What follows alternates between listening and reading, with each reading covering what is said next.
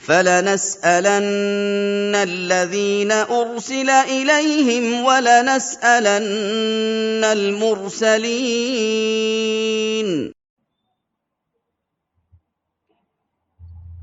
السلام عليكم ورحمة الله وبركاته. الحمد لله رب العالمين، والصلاة والسلام الأتمان الأكملان على أفضل خلق الله سيدنا محمد وعلى آله وأصحابه ومن تبعهم بإحسان إلى يوم الدين، أما بعد.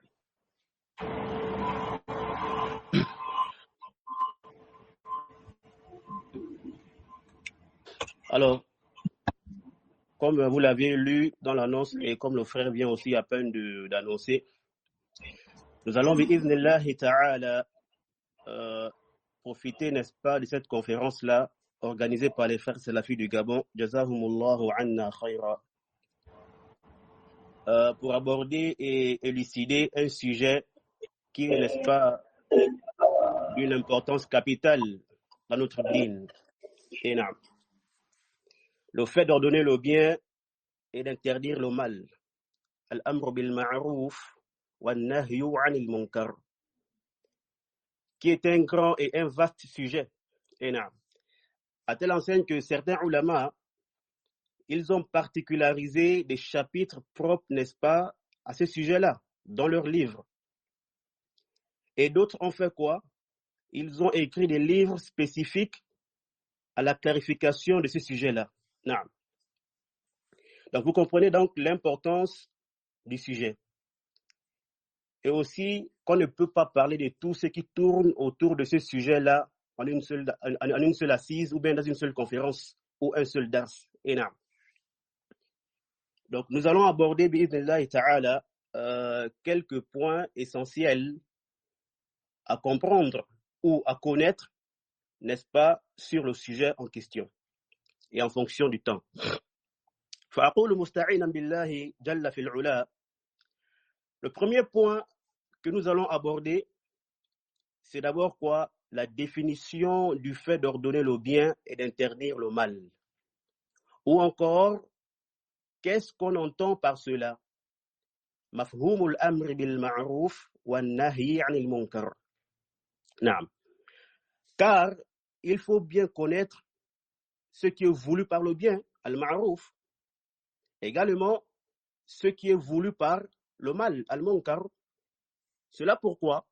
Afin de ne pas tomber dans le contraire des choses. Ordonner ce qui est contraire à la législation et interdire ce qui est conforme à la législation, voyez-vous. Et comme nous verrons tout à l'heure, bi'idhnillahi ta'ala, que parmi les conditions d'ordonner le bien et d'interdire le mal, il y a quoi? La connaissance. Il y a quoi? Le ilm. Et nous allons clarifier cela bi'idhnillahi ta'ala. طيب. Tout d'abord, la définition linguistique de ces deux termes-là. Alors, al-ma'ruf en langue arabe, lughatan, Ibn Faris, rahimahullah ta'ala, il a dit dans son célèbre dictionnaire intitulé Maqayis al-Lugha. Il nous dit quoi?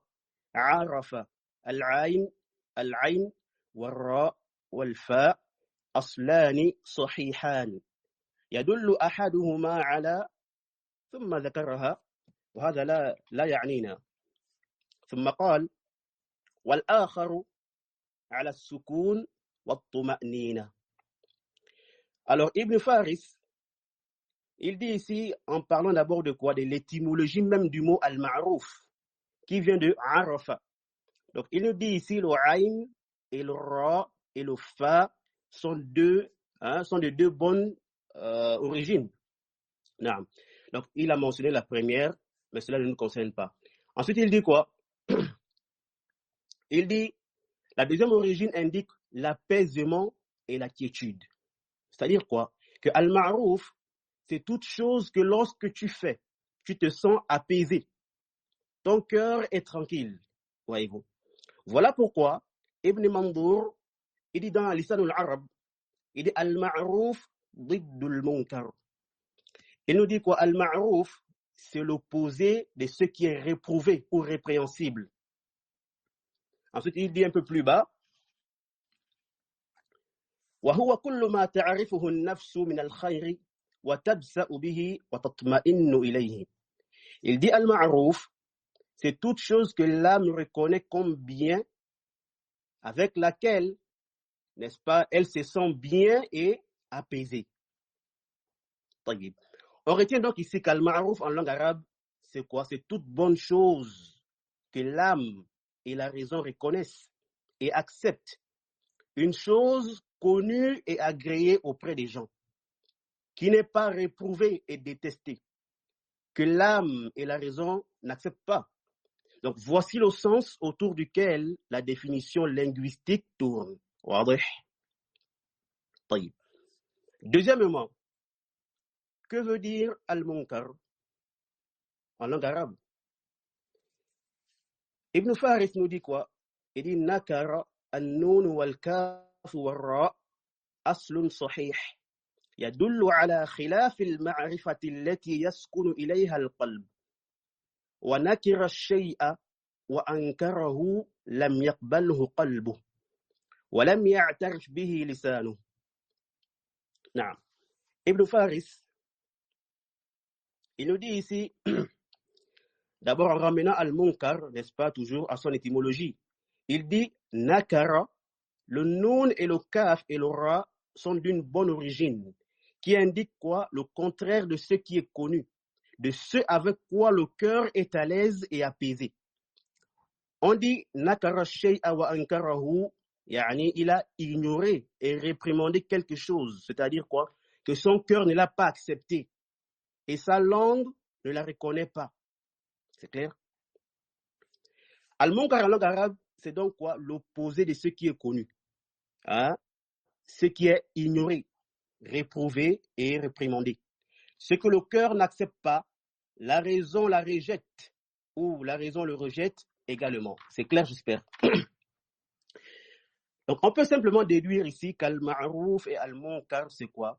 C'est ce qui est connu auprès des gens comme étant bon ou comme étant mauvais. Donc, leur sens linguistique tourne donc autour des mœurs, des habitudes ou des coutumes. Alors, passons maintenant à la définition, n'est-ce pas, shar'an, istilahan. D'abord, ici, il faut savoir quoi? Que les ulama ont défini al-ma'ruf et al-munkar par plusieurs définitions qui s'avoisinent dans le sens. Naam. Donc, nous allons nous contenter de mentionner deux parmi ces définitions-là. Une de manière développée et l'autre de manière brève, afin que vous puissiez, n'est-ce pas, retenir la définition ou encore ce qui est voulu par al-ma'ruf et al-munkar facilement, incha'Allah ta'ala. Naam. Donc, l'éminent cheikh Ibn Uthaymin, rahmatullahi ta'ala alayhi, décédé en 1421 de l'Hégire, rahimahullah ta'ala, il a dit dans l'explication du Riyad al-Salihin, au tome 2, à la page 402, il nous dit quoi? فالمعروف كل ما عرفه الشرع وأقره من العبادات القولية والفعلية الظاهرة والباطنة. Le cheikh nous dit quoi? Il dit al-ma'rouf, c'est tout ce qui est connu et approuvé par la législation, parmi les adorations, comme paroles et actes, apparents comme cachés. Il dit ensuite, wal-munkaru ma ankarahu ash-shar'u wa mana'ahu min anwa'il ma'asi min al-kufri wal-fusuqi wal-'isyan wal-kadhib wal-ghiba wal-namima wa ghayri dhalik. Le cheikh dit quoi? Il dit al-munkar, c'est ce que la législation réprouve et interdit parmi les différents types de désobéissance, tels que la mécréance, la perversité, la désobéissance, le mensonge, la médisance, la namima et bien d'autres. Un namima, c'est quoi? Ce n'est pas le fait de colporter les propos entre deux ou plusieurs personnes, dans le but de s'aimer la discorde et la division entre elles. Vous voyez? Même si les propos en question sont avérés. Énorme. Alors, qu'est-ce qu'on remarque ici dans les propos du cheikh Ibn Uthaymin? On remarque qu'Al-Ma'rouf et Al-Munkar ici se restreignent à ce qui est connu par la législation, comme étant bon ou comme étant mauvais. Yani, ici là, c'est le législateur qui détermine ce qui est bon et convenable, le conseille ou le recommande aux gens. C'est également lui qui détermine ce qui est mauvais et blâmable et le déconseille ou l'interdit aux gens. Quand on prend le cas d'Al-Ma'rouf, c'est quoi? C'est tout ce qui est reconnu par la législation, tout ce qu'elle recommande, conseille et encourage de faire. Et à la tête de ces recommandations-là, c'est quoi? Le tawhid, le monothéisme pur, le suivi des salafs. Et rentre aussi dans Al-Ma'rouf, la prière, le jeûne, le hajj, le dhikr, le monde, la lecture du Coran, ainsi que tout acte de quoi? D'obéissance à Allah, Jalla wa ala. Et Al-Munkar, c'est tout ce que quoi, n'est-ce pas, Allah déconseille, interdit, blâme et réprimande quiconque le fait. Donc cela englobe le mensonge, la perversité, le vol, l'alcool, le mauvais comportement, la tricherie et autres. Et à la tête de ces munkarat, le shirk billahi azza wa jal, le polythéisme, et qu'Allah Jalla wa ala nous en préserve. Alors, on peut simplement résumer ici là tout ça et dire qu'al-ma'rouf, c'est quoi? Al-ma'rouf, al-awamir, ou in shi'ta faqul, kullu ma yakrahuhu Allahu, ou kullu ma yuhibbuhu Allahu wa yardahu. Et al-awamir, ou kullu ma yuhibbuhu Allahu wa yardahu. Donc, al-ma'rouf, c'est quoi? Ce sont les recommandations, n'est-ce pas, de la charia, ou encore, si tu veux, tout ce qu'Allah aime et agrée, en résumé. Et al-munkar, c'est quoi? An-nawahi, ou kullu ma yakrahuhu Allahu wa yanha anhu. C'est le mal. Ce sont les interdits, n'est-ce pas, de la charia, ou encore tout ce qu'Allah déteste et interdit. J'espère que c'est clair. طيب. Alors, si vous aviez remarqué, lorsque nous avions parlé, n'est-ce pas, de la définition linguistique, qu'est-ce qu'on a dit? Nous avions dit, de manière générale, c'est ce que le cœur, la raison accepte. Ce qui apaise le cœur et tout ce que nous avions mentionné. Pareillement pour le munkar, nous avions dit quoi? Le contraire d'al-ma'rouf, ce que le cœur et la raison ne reconnaissent pas, ou ne reconnaissent pas, ou n'acceptent pas, et autres. Et quand nous sommes passés à la définition législative, on a fait quoi? On les a restreints à la législation. Yani, ce que la charia approuve ou rejette. Une question ici. Est-ce qu'on peut aussi faire rentrer la raison, yani la définition législative, est-ce qu'on peut inclure la raison dans cette définition-là? Autrement dit, est-ce qu'on peut dire par exemple qu'al-ma'rouf, c'est ce que la législation reconnaît et approuve, ainsi que la raison? Pareillement pour le munkar, c'est ce que la charia interdit et réprimande, et la raison aussi ne l'accepte pas. La question est claire, j'espère. طيب. يعني ici, est-ce qu'on peut faire rentrer la raison dans, n'est-ce pas, la définition législative ou istilahan d'al-ma'rouf et al-munkar? طيب, ici là, nous disons na'am. Nous disons quoi? Na'am. Cela est possible. Il est possible d'inclure ici la raison là-dedans. Mais sauf qu'il faut faire quoi? Il faut la restreindre par la raison qui est saine. Et voyez? Et non celle-là qui est corrompue. Ou encore celle qui est pervertie. Ou celle-là qui a perdu sa nature saine. Cela pourquoi? Car la raison saine et la nature saine ne contredisent pas la législation. Ou elles ne s'opposent pas à celle-là. On ne parle pas des gens qui sont déjà pervertis, qui voient les choses de manière renversée. Ce qui est bon est mauvais pour eux. Et ce qui est mauvais est bien pour eux. Ceux-là sont déjà corrompus, voyez-vous.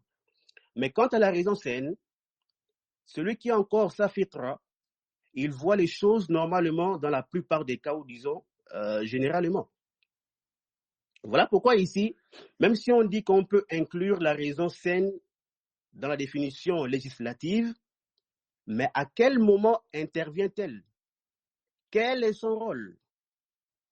Alors, nous disons que al-ma'rouf, c'est ce qui est connu shar'an. Vous voyez? Par quoi? La législation. Et al-munkar, c'est ce qui est interdit ou blâmé shar'an. Yani la base, c'est qu'al-ma'rouf et al-munkar sont déterminés par quoi? La législation. La balance pour connaître que telle chose est bonne ou telle chose est mauvaise, n'est-ce pas?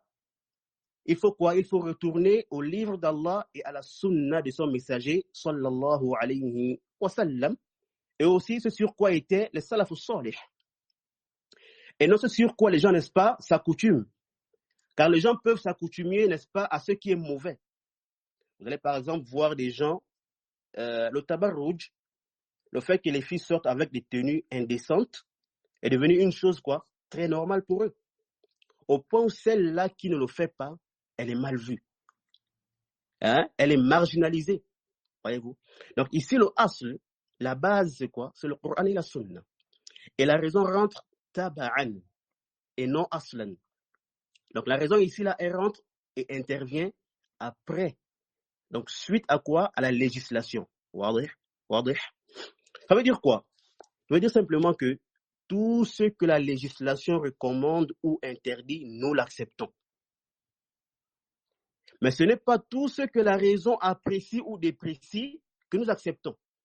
Il faut plutôt ramener cela à la balance et à la lumière de quoi? De la législation. Et donc, si on suppose qu'il y a contradiction entre la législation et la raison, qu'est-ce qu'on fait? On fait prévaloir la législation sur la raison. Et comme cela est connu chez nous, les gens de la sunna. Et ceci est quoi? Est un fondement chez les gens de la sunna. Contrairement aux sectaires, ou bien, n'est-ce pas, aux gens du faux, qui font le contraire, ils font prévaloir la raison sur les textes. Alors, pourquoi j'ai voulu faire, n'est-ce pas, cette précision-là? C'est parce que vous allez voir que certains gens de science, parmi les gens de la sunna, lorsqu'ils définissent al-ma'ruf et al-munkar, n'est-ce pas, shar'an, ils mentionnent le shar' et le aql, donc la législation et la raison à la fois. Par exemple, le grand savant As-Sa'idi, rahmatullahi ta'ala alayhi, dans son tafsir du verset 104 de la sourate 3, il dit quoi? Il dit al-ma'ruf huwa ma 'urifa bil aqli wash-shar'i husnuhu wal munkar ma 'urifa bil shar'i wal aqli qubhuhu. Il nous dit quoi? Il dit que le ma'ruf, c'est ce qui est connu comme étant bien selon la raison et la législation. Vous voyez, selon la raison et la législation. Et le munkar, c'est quoi? C'est ce qui est connu comme étant mauvais par quoi? La législation et la raison. Voyez-vous? Donc ici, le cheikh a fait quoi? Il a ajouté la raison, n'est-ce pas, dans cette définition. Donc dans les deux cas. Mais si on a compris ce qu'on a expliqué précédemment, cela ne cause pas de problème en réalité.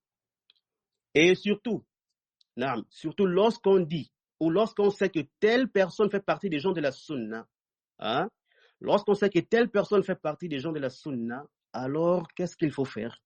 Il faut interpréter ce qui est ambigu de ces propos de la manière ou à la manière des gens de la sunna, tant que cela est possible. Et qu'il n'y a pas d'indices ou des choses qui empêchent cela.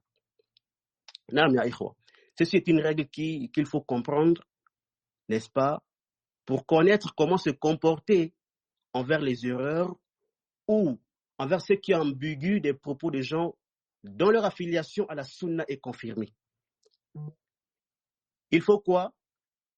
Expliquer cela de la plus belle manière, ou selon ce qui convient avec les usul, avec les bases des gens de la sunna, tant que cela est possible. Et il ne faut pas se précipiter et faire comme font certains, les affilier directement à certaines sectes. Pourquoi?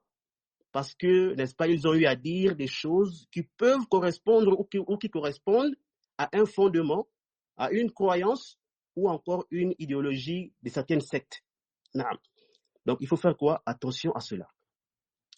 Bref, ceux parmi les savants qui ont défini al-ma'ruf et al-munkar, shar'an, comme l'a défini ici à Sa'di, il n'y a pas quoi de problème. Il faut faire quoi? Il faut juste, n'est-ce pas, le comprendre comme nous avions dit, et j'espère que cela aussi est clair. Tayyib.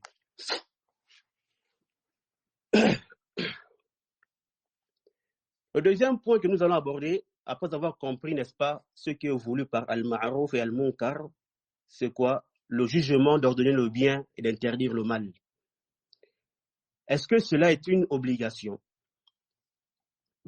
Alors, compte tenu du temps, on ne va pas trop rentrer dans les détails.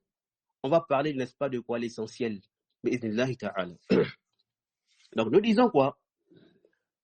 Nous disons ordonner le bien et interdire le mal ou interdire le blâmable font partie des plus grandes obligations et recommandations de notre dîn. Car ils sont la cause du bon fonctionnement de la religion. Une recommandation que si les musulmans remplissent, ils resteront unis et forts. Mais s'ils la délaissent, ils se diviseront. Et cela encourra la colère d'Allah sur eux et entraînera plusieurs maux. Car tout le bien du serviteur ne réside que dans l'obéissance à Allah et à son messager. Leur réussite dans dunya et akhira ne réside que dans cette obéissance. Voyez-vous? Et pour mettre cela en pratique, il faut quoi? Il faut bien ordonner, n'est-ce pas, ce que Allah recommande et interdire, n'est-ce pas, ce qu'il interdit. Vous voyez? Également, faire pareillement aussi avec les hadiths, ou bien si vous voulez les paroles du prophète, alayhi salatu wassalam, n'est-ce pas? Et déjà, les prophètes n'ont été envoyés que pourquoi? Pour concrétiser, n'est-ce pas, concrétiser cette obligation-là. Allah Jalla wa Ala nous dit quoi? Allah Jalla wa Ala, il nous dit ici, وَلَقَدْ بَعَثْنَا فِي كُلِّ أُمَّةٍ رَسُولًا وَلَقَدْ بَعَثْنَا فِي كُلِّ أُمَّةٍ رَسُولًا أَنِ اعْبُدُوا اللَّهَ وَاجْتَنِبُوا الطَّاغُوتَ. Allah dit, selon une traduction approximative, dans le verset 36 de la sourate 16, il dit, nous avons envoyé dans chaque communauté un messager pour leur ordonner, adorez Allah et éloignez-vous des taghut. Alors, quel est le but principal des messagers? C'est bien d'ordonner aux gens, n'est-ce pas, de concrétiser le monothéisme pur et d'interdire aux gens le polythéisme. Voyez-vous? Et ensuite, les autres recommandations et interdits viennent après. Voilà pourquoi on a dit précédemment que rentre en premier dans al-ma'ruf le tawhid. Et à la tête des munkarat, ashirku billahi ta'ala. Voyez? Donc la vraie pratique du dîn tourne autour de l'appel à Allah, ordonner le bien et interdire le mal. Voyez? Et si cela n'est pas fait, les gens s'éloigneront, n'est-ce pas, de leur religion. Ils vont désobéir à Allah et à son messager. Ils vont vivre dans la débauche, le shirku billah, la perversité, n'est-ce pas? La perversité et la tuerie, la tromperie, le mal sera répandu. Voyez-vous? Et le châtiment d'Allah, les calamités, les épidémies, les crises et autres seront répandus, n'est-ce pas, au sein de la société comme on le vit aujourd'hui et comme on voit dans le monde. Tout cela pourquoi? Parce que nous avons brisé un asl. Voyez-vous? On a brisé un grand fondement et une grande obligation de notre dîn. Wala hawla wala quwwata illa billah. Voyez-vous donc que ordonner le bien et interdire le mal sont essentiels dans notre dîn. Et sont la cause, n'est-ce pas, qui permettent aux serviteurs d'être unis et forts. Et surtout d'adorer Allah comme il se doit. L'imam al-Nawawi, rahimahullah ta'ala, il nous dit dans son sharh, l'explication de Sahih Muslim, au tome 2, à la page 22, il dit ceci. وقد تطابق على وجوب الأمر بالمعروف والنهي عن المنكر الكتاب والسنة وإجماع الأمة، وهو أيضا من النصيحة التي هي الدين، ولم يخالف في ذلك إلا بعض الرافضة ولا يعتد بخلافهم. An-Nawawi dit ici, le Coran et la Sunna et le consensus de la communauté sont tous unanimes sur quoi? L'obligation d'ordonner le bien et d'interdire le mal. Et que ceci fait partie de la nasiha, qui est quoi? Qui est la religion. Il dit, et n'a contredit cela que certains rafidah, et leur contradiction n'est point prise en considération. Voyez-vous. Donc, ici, là, ordonner le bien et interdire le mal sont obligatoires et font partie même des plus grandes obligations de la religion. Et leur obligation est confirmée par le livre d'Allah, la sunna de son messager, ainsi que le consensus de la communauté. Non. Et parmi les textes qui prouvent, n'est-ce pas, cette obligation-là, nous avons la parole d'Allah Jalla wa Ala dans la sourate 3, verset 104, là où il dit وَلْتَكُمْ مِنْكُمْ أُمَّةٌ يَدْعُونَ إِلَى الْخَيْرِ وَيَأْمُرُونَ بِالْمَعْرُوفِ وَيَنْهَوْنَ عَنِ الْمُنْكَرِ وَأُولَٰئِكَ هُمُ الْمُفْلِحُونَ. Allah dit ici qu'il y a parmi vous une communauté qui appelle au bien, ordonne le convenable et interdit le blâmable. Ceux-là sont ceux qui réussiront. Non. Ici dans le verset, Allah dit quoi? Wal takun. Donc nous avons quoi? Le lam ou l'amr qui indique l'ordre. Et l'ordre à la base implique quoi? L'obligation. Donc ici Allah nous demande de manière obligatoire, de manière impérative de faire quoi? D'ordonner le convenable et d'interdire le blâmable. C'est clair? Allah dit encore dans, le verset, dans les versets 78 et 79 de la sourate 5, il dit quoi? لُعِنَ الَّذِينَ كَفَرُوا مِنْ بَنِي إِسْرَائِيلَ عَلَى لِسَانِ دَاوُودَ وَعِيسَى بْنِ مَرْيَمَ ذَلِكَ بِمَا عَصَوْا وَكَانُوا يَعْتَدُونَ. Allah dit ici là, ceux des enfants d'Israël qui avaient mécru ont été maudits par la bouche de Daoud et de Jésus, fils de Marie, parce qu'ils désobéissaient et transgressaient. Non. Quelle était la nature de leur désobéissance? Ou qu'ont-ils fait pour mériter, n'est-ce pas, cette malédiction? Allah dit, كانوا لا يتناهون عن منكر فعلوا لبئس ما كانوا يفعلون. Allah dit quoi? Ils ne s'interdisaient pas les uns aux autres ce qu'ils faisaient de blâmable. Allah dit, comme est mauvais certes ce qu'ils faisaient. Voyez-vous. Ici là, dans ces deux versets, ceux parmi les Banu Israël qui ont été maudits pour avoir désobéi à Allah et transgressé dans sa religion, la désobéissance et quoi, la transgression dont il est question, c'est quoi? C'est le fait qu'ils voyaient les uns les autres dans le mal, sans faire quoi? Sans interdire ces actes-là, sans interdire le blâmable, sans le condamner. Voyez-vous? Alors, ceux qui faisaient ces actes interdits-là, et ceux aussi qui les voyaient, ils voyaient les gens dans le mal. Ils ne faisaient pas quoi? Ils ne faisaient pas, n'est-ce pas, ou ils n'interdisaient pas ces gens-là de faire le mal.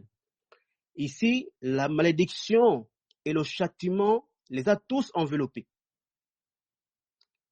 Et c'est connu qu'Allah Jalla wa Ala ne peut pas châtier quelqu'un, ou n'est-ce pas, l'éloigner de sa miséricorde, que si ce n'est qu'à cause d'une faute lourde.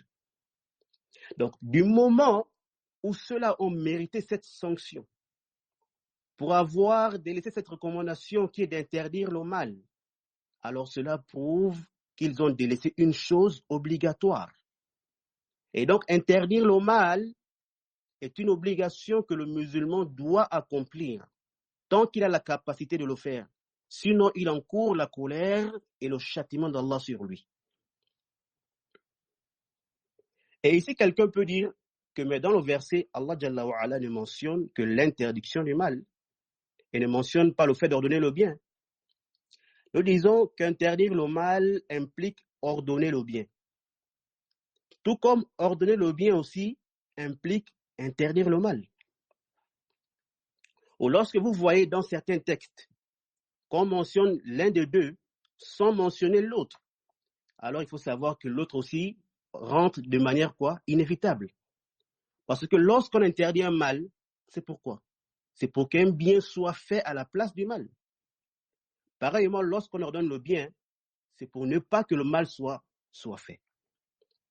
Donc, qu'on mentionne les deux ou qu'on mentionne l'un ou l'autre, alors le sens est le même. Et on a plusieurs autres versets, n'est-ce pas, qui montrent l'obligation d'ordonner le bien et d'interdire le mal. Et parmi les hadiths qui prouvent l'obligation, n'est-ce pas, d'ordonner le bien et d'interdire le mal, on a le hadith du noble compagnon Hudhayfah ibn al-Yaman, radiyallahu ta'ala anhu, apporté par l'imam Ahmad, at-Tirmidhi et autres, de façon authentique. Là où le prophète, il nous dit quoi? Il dit, la ta'murunna bil ma'ruf, wa la tanhawunna 'anil munkar, aw la yushikanna Allahu an yab'atha 'alaykum 'iqaban minhu, thumma tad'unahu fala yustajabu lakum. Ici, il dit quoi? La ta'murunna bil ma'ruf. La ta'murunna bil ma'ruf. Ici, il dit par Allah, certes, vous allez ordonner le bien. Wa la tanhawunna 'anil munkar. Et vous allez interdire le mal. Il confirme cela. Il dit par Allah, certes, vous allez ordonner le bien et interdire le mal. Il dit sans quoi Allah fera rapidement descendre son châtiment sur vous. Ensuite, vous l'invoquerez, mais vos invocations ne seront pas quoi? Exaucées. Yani, si on ordonne le bien et interdit le mal, Allah ne va pas nous châtier. Car accomplir ici là l'obligation, ou bien cette obligation-là, et le châtiment d'Allah ne peuvent pas se regrouper au même moment. Donc, soit vous faites ce qu'il vous demande, et vous serez épargné de son châtiment. Soit vous lui désobéissez, alors vous allez subir quoi? Son châtiment. Voyez-vous que ce hadith nous montre ici clairement que l'obligation d'ordonner le bien et d'interdire le mal, voyez-vous, et c'est confirmé. Voyez-vous. Et on a aussi le célèbre hadith de Abu Sa'id al-Khudri, radiyallahu ta'ala anhu, rapporté par l'imam Muslim, et autres que lui, dans lequel le prophète sallallahu alayhi wa sallam lui dit quoi? Il nous dit ici, la man ra'a minkum munkaran falyughayyirhu biyadihi, fa in lam yastati' fa bilisanihi, fa in lam yastati' fa biqalbihi, wa dhalika ad'afu al-iman. Ici, il nous dit quoi? Il nous dit que quiconque d'entre vous voit un mal, quiconque d'entre vous voit un mal, il dit qu'il le change par sa main. Et s'il ne peut pas, alors par sa langue, yani par la parole. Et s'il est incapable, alors par son cœur.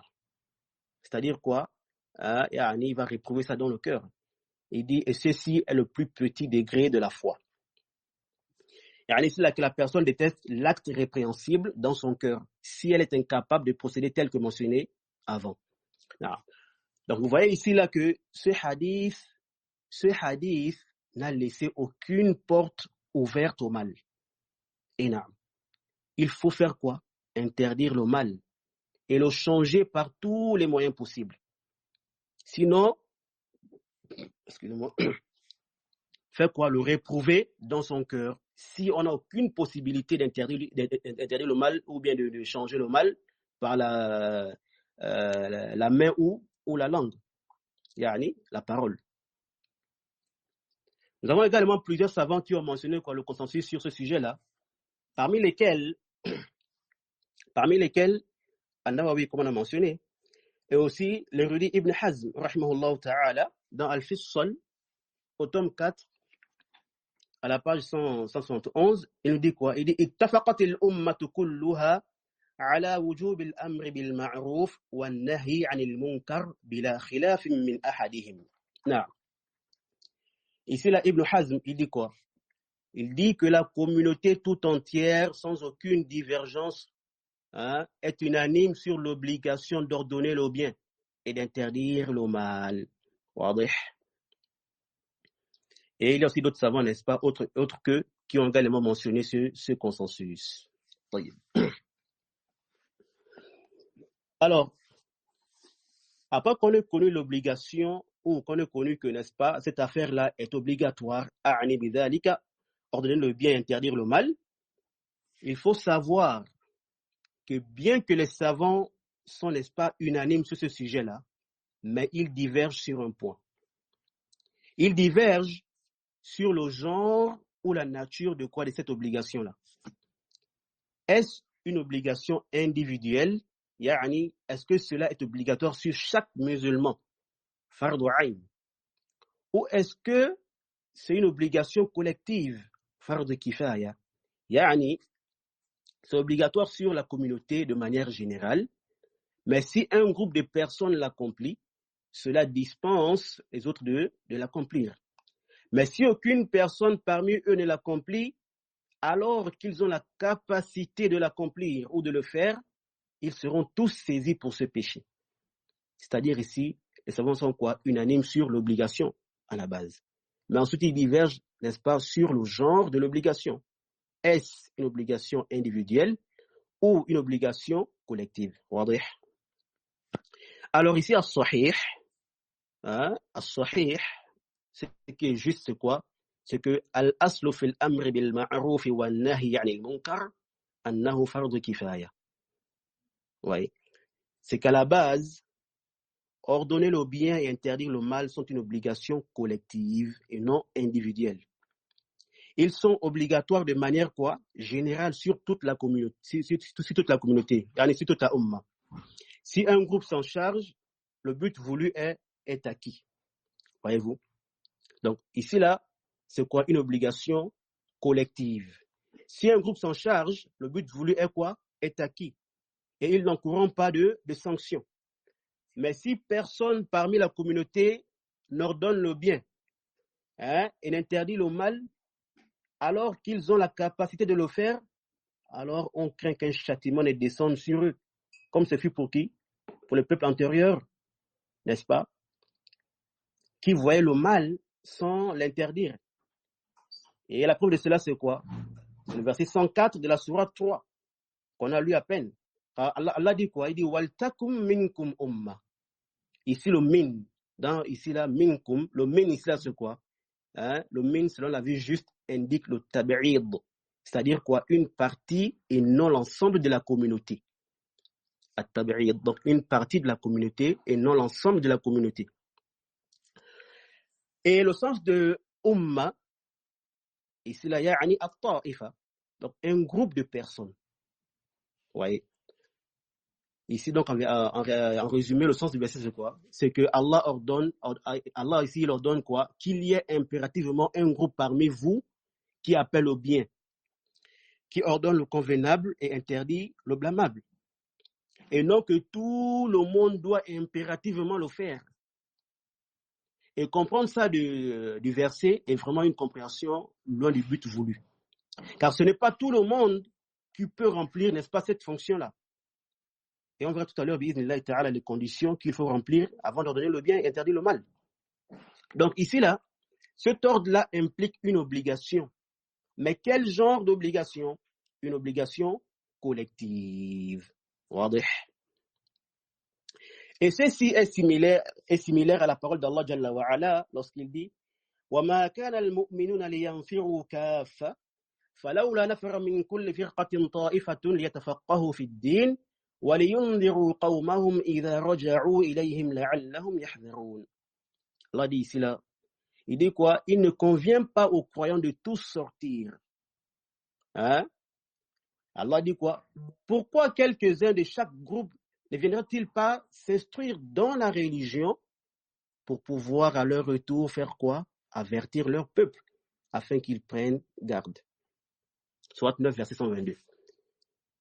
Donc ici les savants ou les ulama s'argumentent, n'est-ce pas, de ce verset pour dire quoi? Que sortir chercher la science est une obligation collective. Fardu kifaya. Parce que Allah dans ce verset s'adresse à un groupe et non à tout le monde. Donc, si un groupe sort chercher la science, l'obligation est accomplie. Et le but voulu est acquis. Alors, pareillement aussi, ici, là, ordonner le bien et interdire le mal est un devoir quoi? Collectif. Si un groupe s'en charge, le but voulu est acquis. Voyez-vous? Donc, ce groupe-là même qui est sorti apprendre, c'est pourquoi? C'est pour qu'à leur retour, ils fassent quoi? Ils font la da'wa. Qu'ils fassent quoi? Qu'ils appellent les gens au bien. Qu'ils fassent quoi? Qu'ils interdisent le mal. Voyez-vous? Et ce qui confirme encore que ceci n'est pas une chose que tout le monde ou n'importe qui doit faire, c'est quoi? C'est la réalité des choses. Voyez-vous? La réalité des choses. Car si n'importe qui s'élève et prétend ordonner le bien, interdire le blâmable, mais qu'est-ce qui va arriver? C'est bien ce qu'on voit aujourd'hui. Des gens qui prétendent bien faire, alors qu'ils sont en train de faire quoi? D'œuvrer contre les principes du din. Ils pensent, n'est-ce pas, ordonner le bien, interdire le mal, alors qu'ils sont plutôt en train d'ordonner le mal, interdire et empêcher le bien. Ils sont en train de causer plus de mal. Ils font quoi? Ils causent même plus de mal que le mal qui était déjà là avant. Ils sont en train de causer du tort à l'islam. Et ils salissent l'image de l'islam. Voyez-vous. Et qu'Allah nous accorde une bonne compréhension de son dîn. Le Cheikh l'Islam Ibn Taymiyyah rahimahullah ta'ala, il nous dit ici dans Al-Amr bil Ma'ruf wa Nahy anil Munkar, il nous dit Al-Amr bil Ma'ruf wa Nahy anil Munkar la yajibu ala kulli ahadin bi'aynihi. Hein? Il dit quoi? La yajibu ala kulli ahadin bi'aynihi. Bal huwa ala al-kifaya kama dalla alayhi al-Qur'an.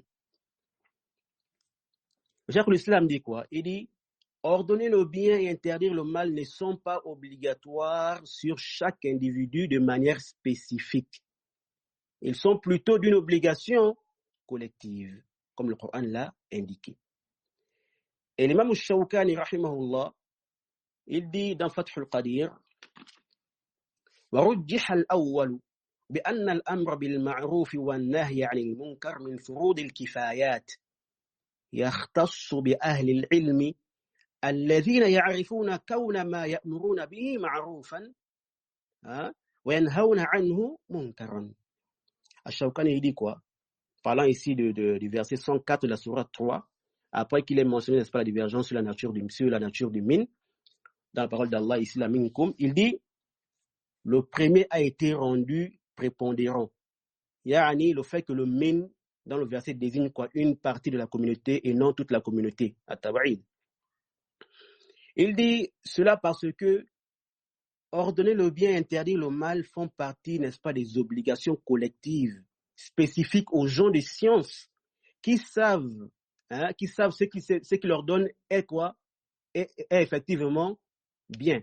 Yani, ici c'est quoi? Et il dit ici là que le fait d'ordonner le bien et interdire le mal, c'est quoi? C'est spécifique aux gens de science. Ceux-là qui savent que ce qu'ils sont en train d'ordonner est effectivement bien. Également, ils savent aussi que ce qu'ils sont en train d'interdire là est vraiment ou est également est effectivement blâmable ou mal. Voyez-vous? Donc, ils connaissent, en fait, ils ont la science de ce qu'ils sont en train de faire, soit dans l'ordonnance, soit dans l'interdiction. C'est clair? Donc, c'est ce que nous aussi nous disons ici. L'obligation ne peut pas concerner des gens qui viendront faire le contraire des choses.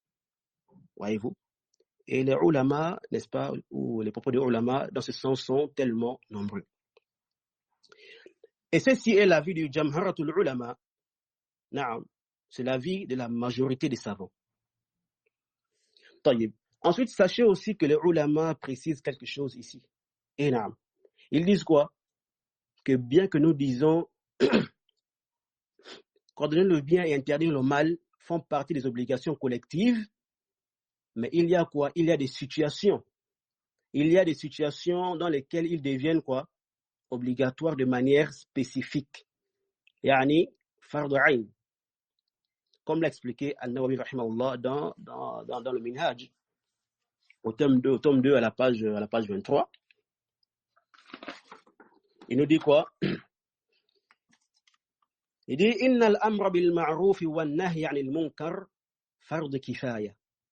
إذا قام به بعض الناس سقط الحرج عن الباقين وإذا تركه الجميع أثم كل من تمكن منه بلا عذر ولا خوف ثم إنه قد يتعين كما إذا كان في موضع لا يعلم به إلا هو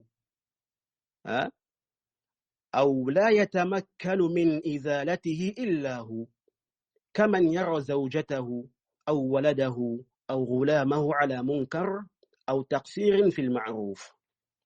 نعم. An-Nawawi dit quoi ici? Il dit s'être donné le bien, interdire le mal sont des obligations collectives. Il dit si certaines personnes s'en chargent, alors le reste des gens n'auront pas de péché. Mais si tous l'abandonnent, yani personne n'ordonne le bien et n'interdit le mal, il dit alors toute personne qui a la capacité de le faire, mais le délaisse sans excuse ni peur aura commis un péché. Non. Il dit quoi? Ensuite, il est possible que cela devienne obligatoire de manière individuelle. Il dit quoi? Tel que le fait qu'il se retrouve dans un endroit où personne n'est au courant du mal si ce n'est que lui. Ou encore qu'aucune personne n'est capable de dissiper le mal en dehors de lui. Comme celui qui voit sa femme ou son enfant dans un mal ou dans quoi la négligence du bien. Ici, là, An-Nawawi nous fait comprendre que le jugement d'ordonner le bien et d'interdire le mal et qu'ils font partie de quoi? Des obligations collectives à la base. Mais toutefois, il est possible que cela devienne une obligation individuelle. Yani, il y a quoi? Des situations où si la personne ne s'en charge pas, alors elle tombe dans le péché. Et il a donné quelques exemples. Premièrement, il a dit quoi? Il dit quelqu'un qui se retrouve dans un endroit où on fait le mal. Il est au courant de ce mal-là, ou il voit ce mal-là. Personne d'autre n'est au courant du mal qui s'est fait là-bas, si ce n'est que lui. Alors, il dit quoi? Il est obligatoire de manière quoi? Ici, c'est individuel, de faire quoi? D'interdire ce mal-là qu'il a vu, si et seulement si il a la capacité de le faire. Car ce n'est pas tout mal qu'on peut dissiper. Comme on verra, Inch'Allah Ta'ala. Parfois, tu peux voir un mal, mais tu ne peux rien faire. Ni changer ce mal-là par la main, ni par la parole, voyez-vous. Mais le réprouver dans le cœur est une obligation dans toutes les situations qui ne tombent pas. Car personne ne peut rentrer dans ton cœur pour t'empêcher de faire quoi? De réprouver ce qui est mal. Voyez-vous. On va prendre ici un exemple simple.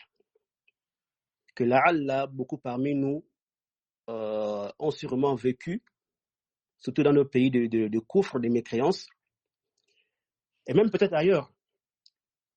On a par exemple un musulman qui travaille, n'est-ce pas, dans une entreprise.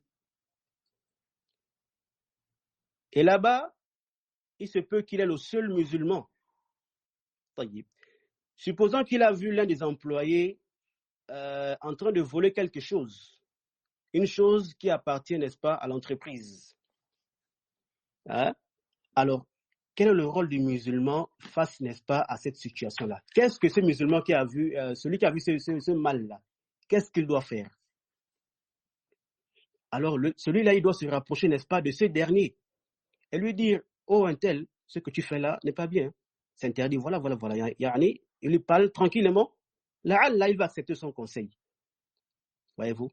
Mais il n'a pas à dire que comme c'est un kafir, donc il s'en fout. Non. Car ici, là, ordonner le bien, interdire le mal, et ne se limite pas seulement contre les musulmans. Même aux mécréants, il faut leur faire quoi? Ordonner le bien, n'est-ce pas, et interdire le mal. Voyez-vous? Donc, même aux koufars, il faut le faire. Et de plus, il y a des choses que même la raison reconnaît. Yani, quelles sont, par exemple, bonnes ou mauvaises. Des choses comme le vol, par exemple, comme on a dit. c'est des choses que tout le monde connaît Ghaliban, que c'est mauvais, c'est réprimandé. Voyez-vous.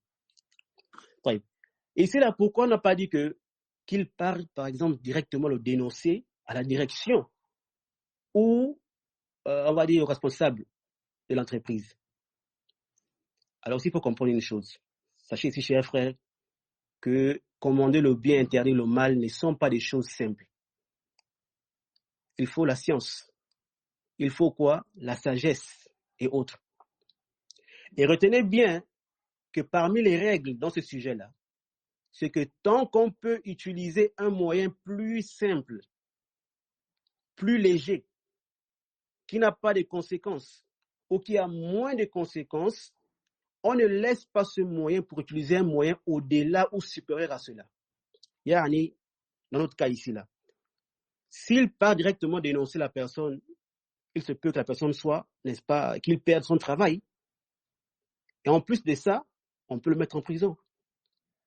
Alors que s'il lui avait simplement parlé, peut-être qu'il allait comprendre, et n'est-ce pas, et aller rendre la chose d'autrui et ne plus refaire. Voyez-vous. Surtout si lui dit par exemple que si je te vois faire ça, hein, ça ira plus loin. Là, il va arrêter.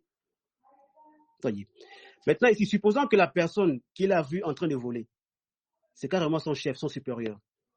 Et lui, il ne peut rien lui dire. Il a peur de lui. Donc, il se peut même que le chef en question le menace, que gare à toi si l'histoire sort et autres. Voyez-vous. Alors ici, la personne, elle n'a ni la capacité de changer le mal avec sa main ni par la parole. Qu'est-ce qui lui reste? C'est de réprouver cela dans son cœur. Voyez-vous. Et ne pas chercher à avoir de relation avec ce genre de chef. Et de quitter même ce genre de travail si possible. C'est clair? Et on a, n'est-ce pas, beaucoup de cas de figure dans ce genre de choses-là. Voilà, la fille qui fait. Deuxièmement, An-Nawawi dit quoi? Il dit ou que la personne soit la seule capable de dissiper et d'interdire le mal. Il a dit comme l'exemple que celui, par exemple, tu vois ta femme, hein, en train de faire quoi? Supposons en train de suivre des séries ou d'écouter la musique dans son téléphone. Alors, toi, rien ne t'empêche de lui parler. Et d'être même parfois très dur s'il en faut. Bon, entre parenthèses, il y a des hommes tellement qu'ils aiment leur femme. Ou bien, parfois, c'est la peur. Allahu a'lam. Mais ils craignent que s'ils parlent, lui-même il connaît la suite. Wallahu musta'an. Naam. Ou encore, tu vois ton fils en train de fumer la cigarette, par exemple, ou négliger la prière. Je pense que tu es la personne la mieux placée pour remédier à ce problème. Et on a même vu des parents devenir très durs parfois. Quand l'enfant est quoi, il est têtu et persiste dans le mal. Je dis parfois quoi, si tu n'arrêtes pas telle chose, ou si tu ne veux pas prier, alors tu vas aller continuer ça ailleurs et non chez moi. Al-Muhim ici, il veut nous faire comprendre que bien coordonner le bien, interdire le mal font partie des obligations collectives, mais il y a certes des cas où cela devient une obligation individuelle. Également, parmi les situations dans lesquelles, n'est-ce pas, cette affaire devient obligatoire sur une personne de manière individuelle, il y a ce qu'a mentionné le Cheikh Ibn Baz, rahmatullahi ta'ala alayhi. Il a dit quoi? فَعِنْدَ قِلَّةِ الدُّعَاءِ وَعِنْدَ كَثْرَةِ الْمُنْكَرَاتِ وَعِنْدَ غَلَبَةِ الْجَهْلِ كَحَالِنَا الْيَوْمِ تكون الدعوة فرض عين على كل واحد بحسب طاقته. Alors le Cheikh Ibn Baz rahimahullah dit quoi? Il dit lorsqu'il y a peu de prédicateurs et que le mal s'accroît et que l'ignorance domine, comme notre cas aujourd'hui, il dit faire la da'wa, faire l'appel devient obligatoire sur tout un chacun selon sa capacité. Ici, le cheikh parle ici là de la da'wa, yani ordonner le bien, interdire le mal, car les deux ont le même jugement. Et ordonner le bien, interdire le mal rentre dans quoi? Ça rentre dans la da'wa. Bien que le sens de la da'wa soit plus vaste. Non. Alors, je dis ici là, nous remarquons la présence de beaucoup de prédicateurs sur le terrain et sur le net. Mais il y a quoi? Il y a plus de prédicateurs de l'égarement. Plus de prédicateurs qui répandent le mal, qui appellent aux innovations et aux faussetés. Voyez-vous? D'autres même appellent au shirk billahi ta'ala. À telle enseigne que le faux est devenu quoi? Vrai. Et le vrai est devenu faux. Le mal est devenu ce qui est connu et apprécié et aimé. Le bien est devenu méconnu, déprécié et détesté. Alors il incombe alors à toute personne capable de réfuter ces prédicateurs et leur fausseté, selon leur capacité, n'est-ce pas, de clarifier leur cas, de réfuter leur fausseté et mettre en garde contre eux, afin que les musulmans puissent prendre conscience et adorer Allah comme il le veut de nous, loin des fausses croyances et des innovations. Et ceci fait partie, n'est-ce pas, des plus grands biens qu'on puisse ordonner et des plus grands maux qu'on puisse interdire. Et celui qui s'oppose à cela s'est opposé à la vérité et à la loi d'Allah Jalla wa Ala et de son messager. Alors s'il ignore cela, on doit lui enseigner. Mais s'il connaît cela, alors qu'il arrête, se répand avant qu'un châtiment d'Allah ne descende sur lui. Et qu'Allah Jalla wa Ala fasse de nous des clés du bien et de se rire contre le mal.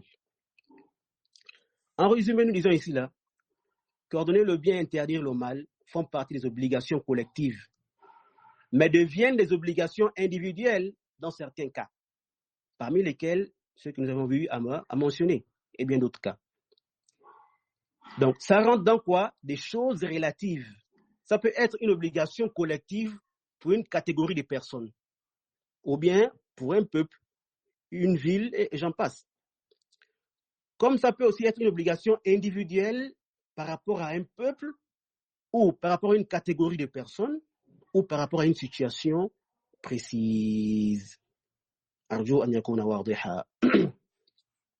طيب. Alors, après qu'on ait clairement vu que cette affaire est obligatoire, n'est-ce pas? Quelqu'un ici peut nous apporter une ambiguïté en disant quoi? Que cette affaire-là n'est pas obligatoire. Hein? Que chacun se contente de lui-même. Le salut est quoi? Personnel.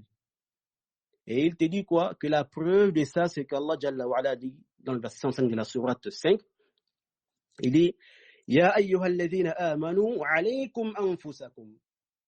Allah dit quoi? Ya ayyuhalladhina amanu alaykum anfusakum la yadurrukum man dalla idha ihtadaytum. Allah dit quoi? Ô vous qui avez cru, préoccupez-vous de vous-même.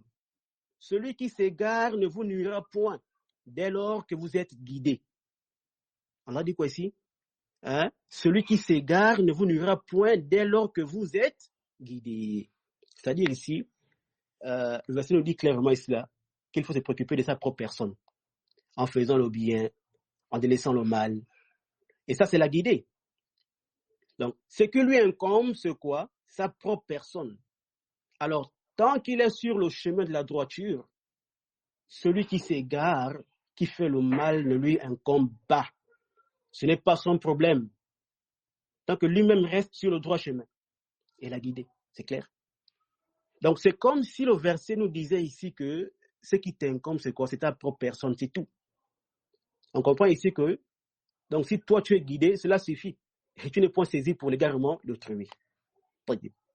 C'est une shubha, c'est une ambiguïté.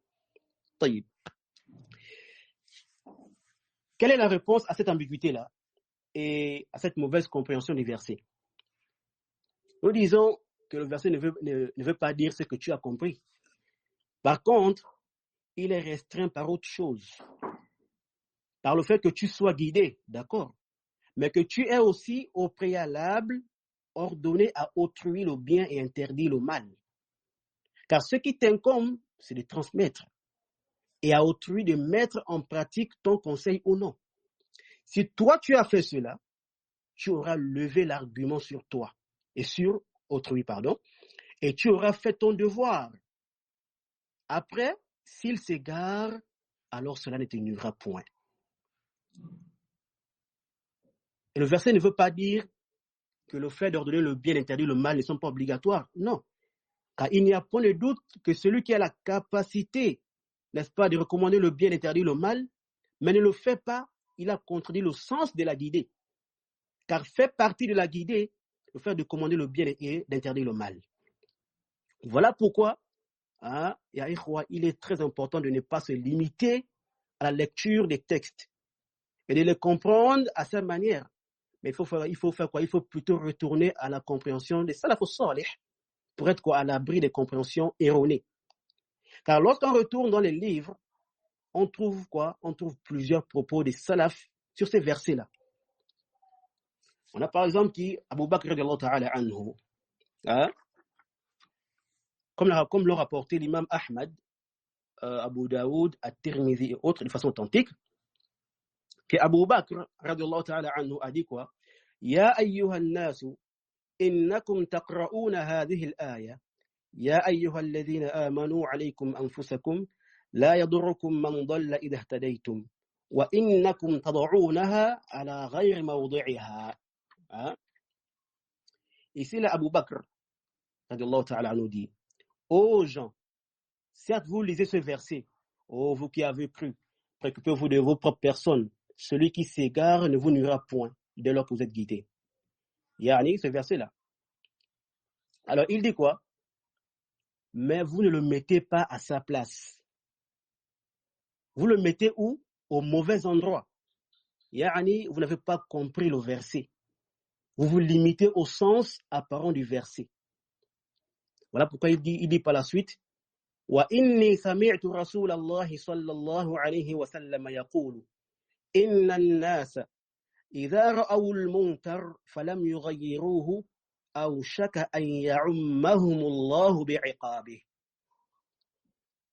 Abu Bakr dit quoi? Il dit: j'ai certes entendu le prophète sallallahu alayhi wa sallam dire: si les gens voient le mal et ne le changent pas, alors le châtiment d'Allah les enveloppera tous. Yani Allah fera quoi? Allah va tous les châtier.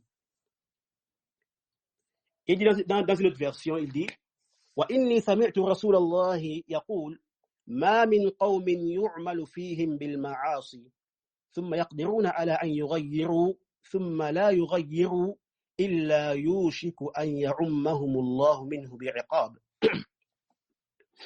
Il dit quoi? Il n'y a pas un peuple au sein duquel la désobéissance est commise, puis ne la change pas alors qu'ils en ont la capacité.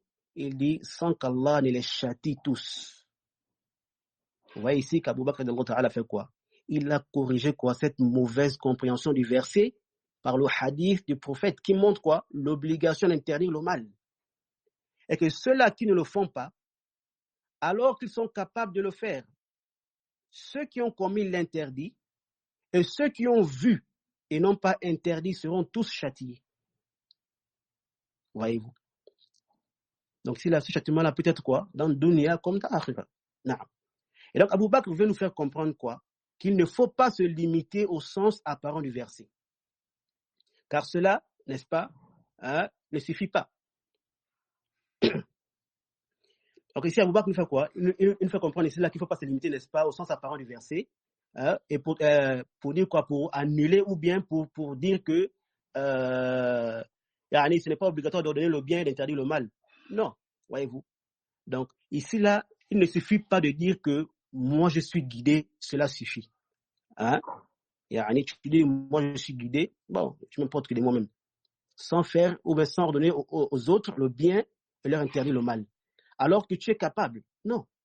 Dans ce cas, toi et eux, vous serez tous quoi? Saisis et châtiés.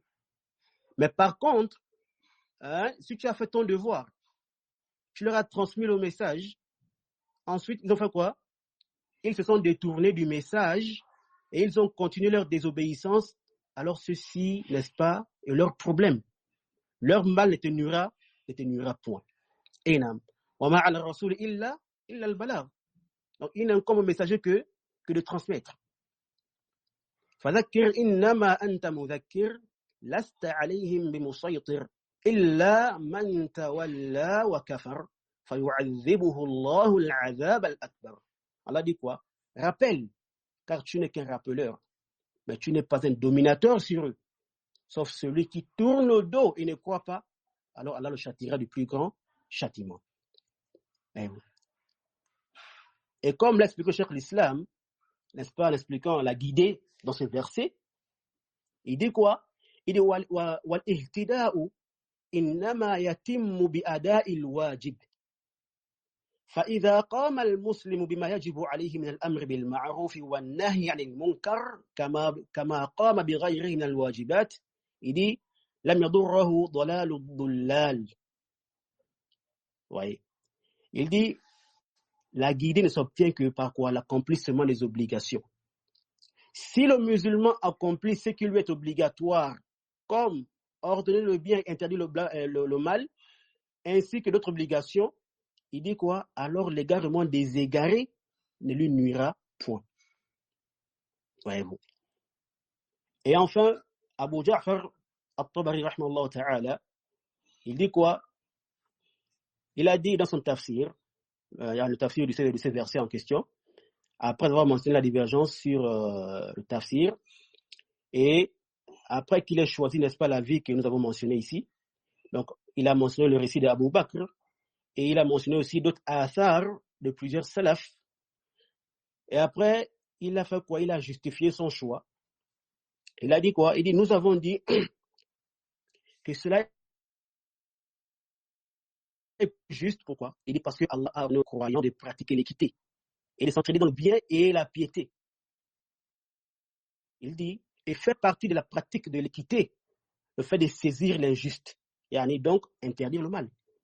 Il dit, il fait partie de l'entraide dans le bien et la piété, le fait d'ordonner le bien. Il poursuit en disant, sans compter les récits des prophètes, n'est-ce pas, dans le fait d'ordonner le bien et d'interdire le mal.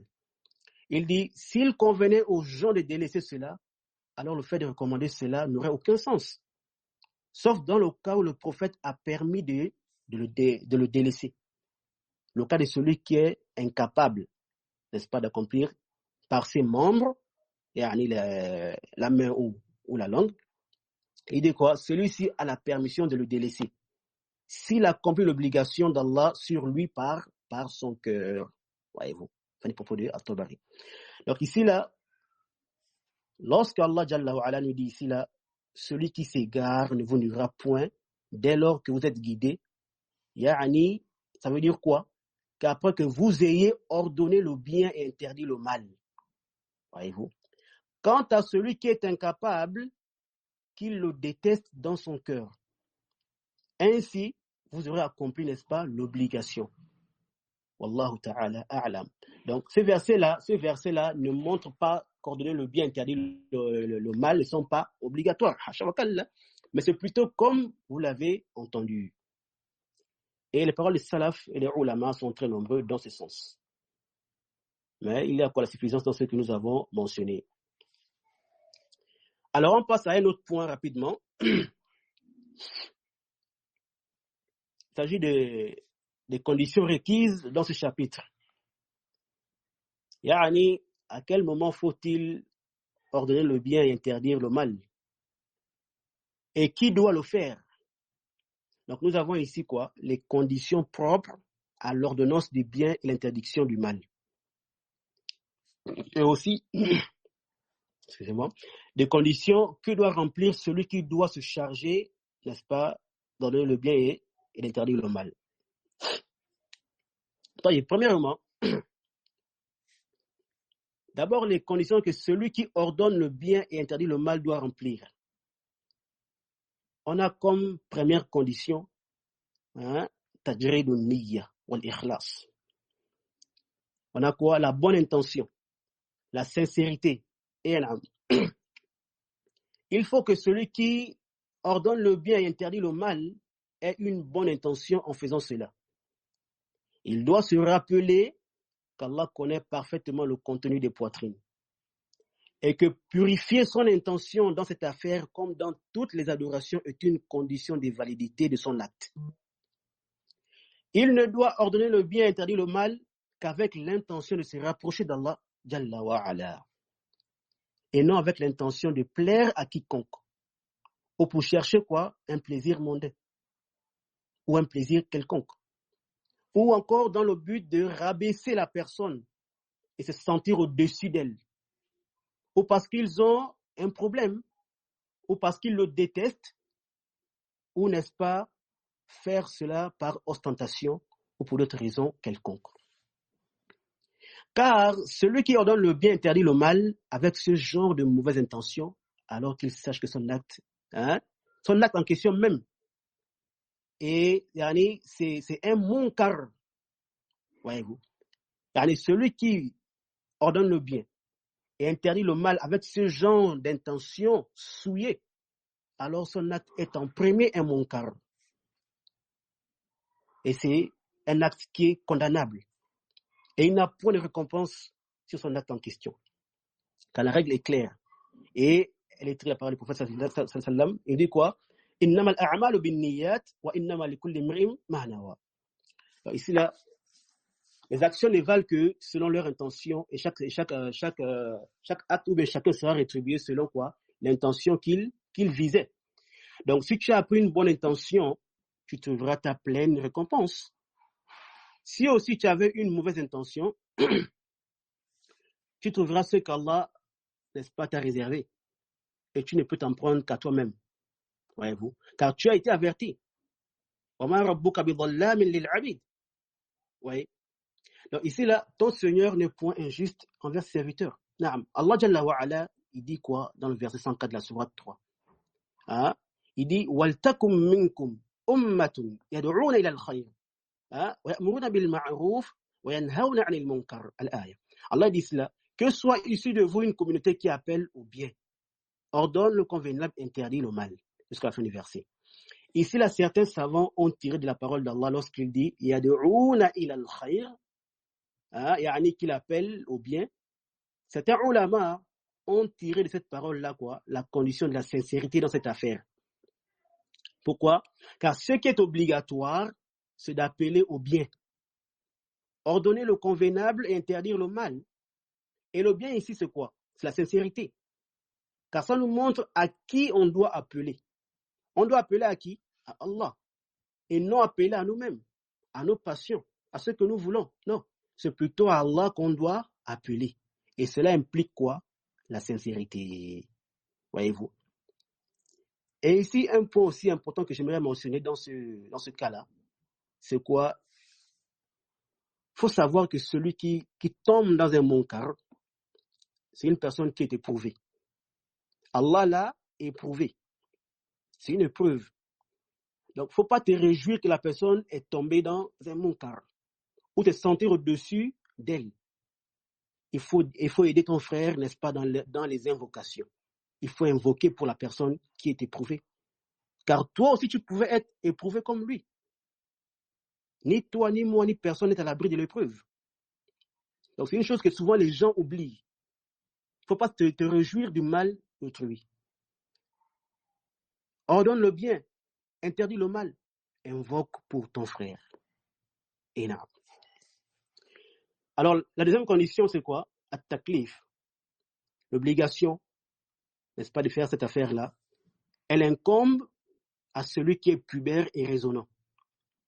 Et ça, c'est clair. Ce n'est pas obligatoire à l'enfant qui est impubère ou fou. Au fou, c'est celui qui n'a pas de raison d'ordonner le bien et d'interdire le mal. Non. Mais toutefois, ici, là, si l'enfant, par exemple, ordonne le bien et interdit le mal, c'est une bonne chose. Voyez-vous? Car ceci fait partie des adorations. Même si l'adoration n'est pas encore obligatoire sur l'enfant. Donc, on n'a pas à empêcher l'enfant, n'est-ce pas, de faire des bons actes. Au contraire, on doit enseigner cela aux enfants dès le bas âge. Voyez-vous? Afin qu'ils grandissent avec cela dans l'esprit. Non. Troisième condition, c'est quoi? Al-ilm. La connaissance, qui est l'opposé de l'ignorance. Donc, pour ordonner le bien et interdire le mal, il faut la connaissance. Il faut quoi?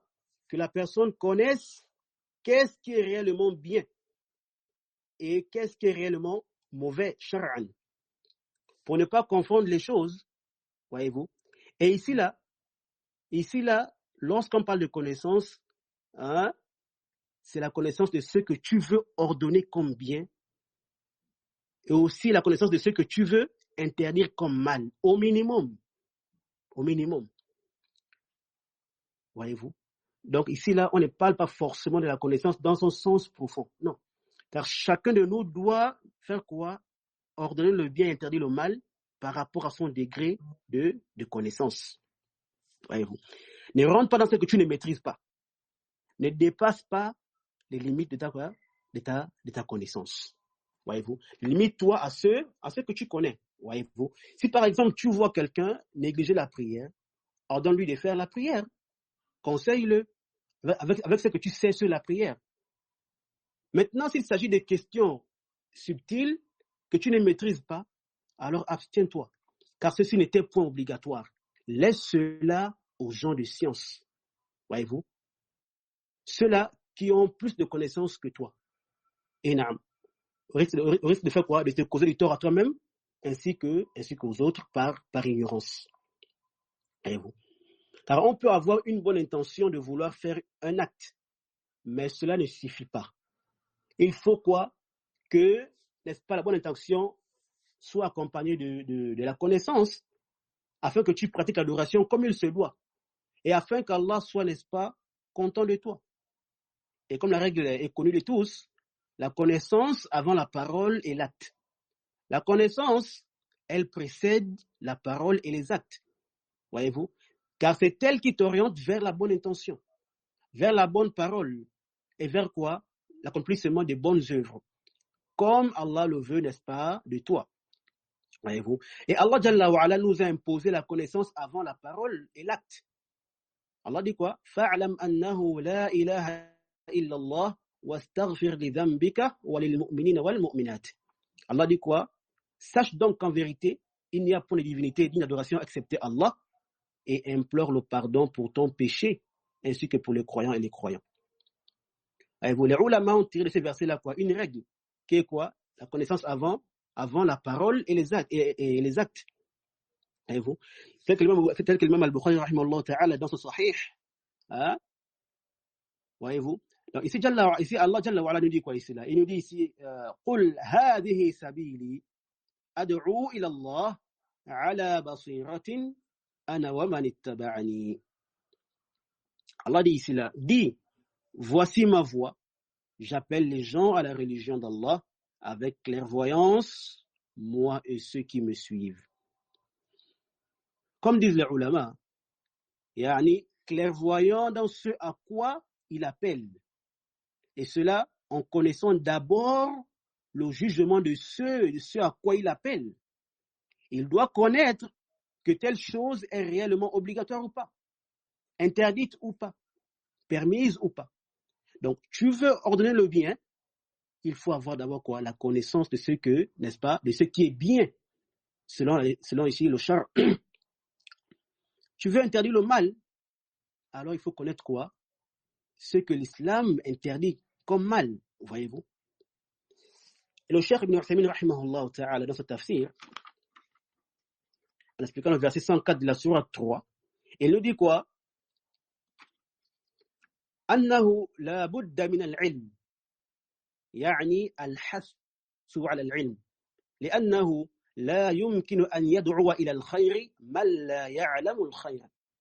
Le chef dit quoi? Il dit il faut impérativement la science, c'est-à-dire l'incitation à la science, car il n'est pas possible que celui qui ignore le bien appelle au bien. Ça c'est clair.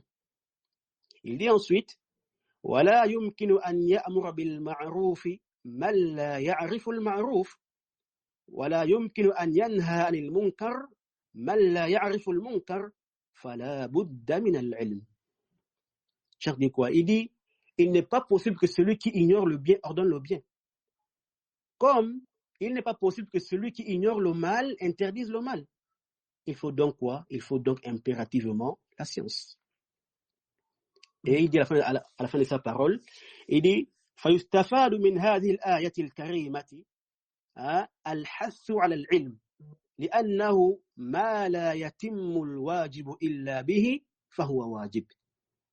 Le cheikh dit, on tire de ce noble verset-là l'incitation à acquérir de la connaissance. car la chose sans laquelle l'obligation ne peut être accomplie est également obligatoire. Voyez-vous. Donc ici, là, ordonner le bien, interdire le mal sont obligatoires, comme on a vu. Si tu dois accomplir, n'est-ce pas, cette obligation, il te faut la connaissance. Par conséquent, la connaissance devient un élément obligatoire aussi, sans lequel tu ne pourras accomplir l'obligation qui t'est demandée comme il se doit. C'est clair. Donc ici, non seulement tu dois connaître c'est quoi le ma'rouf, c'est quoi le munkar, mais tu dois également connaître quoi? La situation de celui à qui tu veux ordonner le bien ou encore celui à qui tu veux interdire le mal. Voyez-vous? Et c'est aussi cette connaissance-là qui va t'aider à utiliser quoi? À utiliser la sagesse. Comment aborder la personne? Quand? Est-ce qu'il faut agir aussitôt ou attendre au moment opportun? Voyez-vous? Donc ici, là, qu'est-ce qui veut dire connaître la situation de celui à qui on veut ordonner le bien ou interdire le mal? Tout d'abord, il faudrait quoi? Il faudrait s'assurer que la personne ait bel et bien commis quoi? Un acte répréhensible ou a délaissé un acte recommandé. Il faut éviter les préjugés et éviter la précipitation. Voyez-vous? Donc, s'il y a la possibilité, il faut te renseigner ou demander avant de réprimander la personne. Voyez-vous? Il faut faire quoi? Te rapprocher de la personne, si c'est possible, ou te renseigner. Voyez-vous? Car, c'est pas parce que tu ne vois pas la personne ou bien tu as vu quelqu'un faire tel acte, n'est-ce pas, qu'il ne fait pas en réalité. Il y a parce que tu as vu quelqu'un faire, c'est pas moi, un acte de mal ou un acte répréhensible, tu ne sais pas s'il a l'excuse ou pas. Pourquoi est-ce qu'il a fait? Voyez-vous? Ou bien parce qu'il n'a pas fait telle chose que tu penses qu'il ne le fait pas en réalité. Voyez-vous? Ou bien parce que tu as vu quelqu'un dire ou faire telle mauvaise chose que tu vas faire quoi? Te précipiter. Il se peut qu'il soit ignorant, ou qu'il ait quoi? Une excuse. Ou il se peut que l'affaire n'est pas comme toi tu penses. Voyez-vous? Al-Muhim, c'est quoi? C'est pour vous dire quoi? Que celui qui ordonne le bien et interdit le mal doit se rassurer que la personne est réellement tombée dans un munkar, excusez-moi, ou a réellement délaissé un ma'rouf. Il ne faut pas aller directement réprimander la personne, mais il faut te rassurer, n'est-ce pas, qu'elle a bel et bien fait ou délaissé telle chose. Regardez un peu le hadith du prophète dans lequel un homme est rentré dans la mosquée pendant que le prophète faisait la khutbah. Dès que l'homme est rentré, qu'est-ce qu'il a fait? Il s'est assis sans faire quoi? Les 2 raka'at, n'est-ce pas? Qu'on fait pour saluer la mosquée. Alors le prophète a fait quoi? Il a interrompu sa khutbah. Et il lui a demandé, oh un tel, as-tu prié? Il a répondu non. Ensuite, il lui a dit, alors lève-toi et prie. Et dans certaines versions, il dit quoi? Lève-toi et fais 2 légères unités de prière. Et dans d'autres versions, il ajouta إذا جاء أحدكم المسجد والإمام يخطب il a dit quoi? إذا جاء أحدكم والإمام يخطب فليصلي ركعتين يتجوز فيهما. Voyez-vous? Il dit ici là, إذا جاء أحدكم والإمام يخطب. Si l'un de vous ou l'un d'entre vous vient, on parle ici de Yom al-Jumu'ah, et qu'il trouve que l'imam est en train de faire quoi? La khutbah. Il dit فليصلي ركعتين. Qu'il fasse quoi? Qu'il prie 2 légères raka'at. Tamam? Après, jusqu'à la fin du hadith. Naam. Ici, là, il dit quoi? Il a posé la question d'abord à l'homme. Et j'ai oublié, le hadith est dans le Sahihayn, Abu Daoud et Tirmidhi. Naam. Le récit de qui? De Jabir ibn Abdullah, anhuma. Donc d'abord, ici, dans ce récit, ce qui nous intéresse dans l'histoire ici, c'est quoi? C'est que dans le hadith, on a un comportement du prophète qui nous attire. Voyez-vous? Est-ce qu'il a directement dit aux compagnons, Sulaik al-Ghatafani, lève-toi et prie. Non. Qu'est-ce qu'il a fait? Il lui a plutôt demandé, avant de faire quoi, n'est-ce pas, de lui ordonner de faire les 2 raka'at. Cela pourquoi? Car il est possible que Sulaik ait prié pendant que lui faisait sa khutbah et qu'il n'ait pas fait attention. Voyez-vous. Donc, qu'est-ce qu'il a fait? Il s'est d'abord rassuré que Sulaik n'ait pas réellement fait quoi? Les 2 raka'at. Voyez-vous. Donc, c'est ainsi que nous aussi, nous devons, n'est-ce pas, nous comporter. Voyez-vous. On doit faire quoi? Se rassurer que la personne ait réellement délaissé le ma'rouf ou qu'il ait réellement commis le munkar. C'est clair?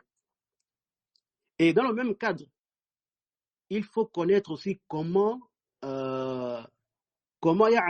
faut-il procéder? Comment faut-il aborder la personne, n'est-ce pas, qui est dans ce cas-là? Comment et quand l'aborder, n'est-ce pas? Parce qu'on ne peut pas procéder de la même manière avec tout le monde, voyez-vous. Ce n'est pas aussi à n'importe quel moment qu'on peut parler, n'est-ce pas, à une personne, voyez-vous.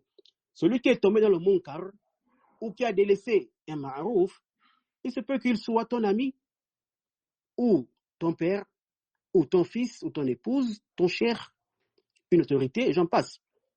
Alors, qu'est-ce qu'il faut? Il faut savoir comment aborder chacune de ces catégories-là. Tu ne peux pas parler à une autorité, n'est-ce pas, comme si tu parlais à ton ami ou à ton frère, voyez-vous. Ou encore à ton père, comme si tu parlais à ton fils, voyez-vous. Donc, tout ça requiert quoi? Ça requiert la connaissance et encore la sagesse. Comment traiter chaque catégorie de personnes selon son rang et selon, n'est-ce pas, ce qui lui convient. Également, quelqu'un peut-être aussi, au moment où il a commis l'acte blâmable, hein, il peut être dans une situation qui implique que, n'est-ce pas, que tu ne lui fasses pas le reproche aussitôt. Pourquoi? Sinon, il pourrait même refuser d'accepter ce que tu lui dis, malgré quoi? Malgré la véracité de te dire. Pourquoi? Parce que là, il peut être en colère, ou encore dans une situation où l'esprit n'est pas apte à comprendre ce que tu veux lui dire. Alors ici, là, il ne faut pas dire que, comme on dit, hein, لا يجوز تأخير البيان عن وقت الحاجة, pour dire que non, cela n'est pas permis de retarder l'éclaircissement au moment du besoin, hein, parce que tu as vu un munkar, il faut le réprimander à tout prix. Non, هذا من قلة الفقه. Voyez-vous, ceci est quoi? Est un manque de compréhension et de connaissance. Car si le but est de faire comprendre à la personne, alors il faut regarder la situation et l'état de la personne pour savoir s'il faut réagir aussitôt ou s'il faut attendre, et aussi comment aborder et autres. Donc, il y a beaucoup de détails qu'il faut regarder et prendre en considération, n'est-ce pas? Et à cause du temps, on ne peut pas rentrer dans tous les détails. Voyez-vous. Parmi également les choses que doit connaître celui qui ordonne le bien et interdit le mal, hein, c'est qu'il ne lui incombe que de transmettre. Énorme. Il n'est pas un dominateur sur quelqu'un. Ce qui lui incombe, c'est de quoi? C'est de transmettre. Voyez-vous. Il n'a pas à franchir les limites. Voyez-vous. Donc, de la même manière qu'il ne doit pas négliger l'ordonnance du bien et l'interdiction du mal, c'est aussi pareillement qu'il ne doit pas faire quoi? Dépasser les limites ou outrepasser. C'est plus l'incombe, ce n'est pas de faire quoi? Que de transmettre sans dépasser les limites. Il n'a pas imposé sur quelqu'un. Est-ce qu'il doit imposer aux gens d'accepter ce qu'il dit? Non. S'il a fait les causes légiférées qui lui sont demandées et que la personne n'a pas accepté, hein, il n'a pas accepté son conseil, alors cela ne lui incombe pas. Car ce qui lui est obligatoire, c'est de faire quoi? C'est d'ordonner le bien et d'interdire le mal comme il se doit. Et non l'acceptation de celui à qui il ordonne le bien et interdit le mal, comme l'a expliqué les ulama. Voyez-vous. Également, parmi les choses très très importantes que celui qui ordonne le bien et interdit le mal doit connaître, il y a quoi? L'attitude adoptée face aux questions de divergence. On n'a pas à réprimander quelqu'un dans les questions de divergence. n'est-ce pas, dans lesquels la divergence est quoi? Est permise. Je dis bien dans les sujets où il est permis de diverger. Dans la croyance comme dans le fiqh. Voyez-vous? Les sujets dans lesquels les ulama ont divergé. La divergence qui est basée sur quoi? Sur des preuves authentiques. Une divergence qui est considérée shar'an à cause de quoi? Du fait que les divergents reposent, n'est-ce pas, sur des preuves authentiques et fortes. Voyez-vous? Hein? Donc, dans ce genre de divergence-là, on ne doit pas réprimander, n'est-ce pas, les gens de la vie opposée au nôtre. On n'a pas aussi à leur imposer notre avis. Un exemple.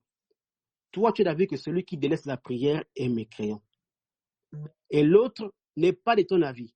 Alors, tu n'as pas à le réprimander et lui imposer ton avis. Car les ulama divergent sur cela. Et c'est une divergence. Également, tu es d'avis que la sunna, c'est de mettre la main droite sur la main gauche après le recours. Et l'autre est d'avis que c'est les laisser le long du corps qui est plutôt la sunna. Ou encore, tu es d'avis que la sunna, ne pas remuer ou bouger le doigt pendant le tashahhud. Et l'autre est d'avis que la sunna, au contraire, ou autre que cela, parmi les sujets de divergence, dans lesquels les ulama divergent, et dans lesquels il est permis de diverger, alors on n'a pas à réprimander l'autre. Comme vous savez,